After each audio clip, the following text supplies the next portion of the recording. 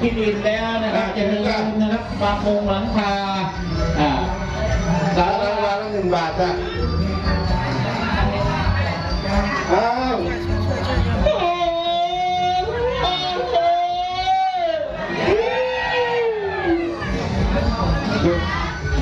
คุณพ่อคุณแม่จ๋าจะมีศรัทธาสาธุชนทุกคนทุกท่านนะจ๊ะวันนี้มาทำบุญกันแล้วก็ทำให้ครบจบกันได้ทุกจุดนะจ๊ะป้าตาคุณแม่เป็นเศรษฐีบ้านหนองพลวงเศรษฐีบ้านหนองพลวงนะโอ้ย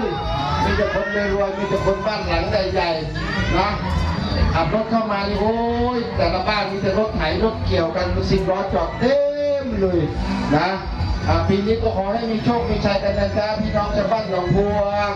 กลับไปบ้านชี้นิ้วให้ได้แหวนนะแบ่งแผ่นให้ได้กำไรทองถ้าบูชาที่ดินสนวนไปแล้วก็ขอให้เป็นเศรษฐีที่นาราชาที่ดินนะจ๊ะได้เป็นเศรษฐีที่นาราชาที่ไร่อย่าลืมจ้ะ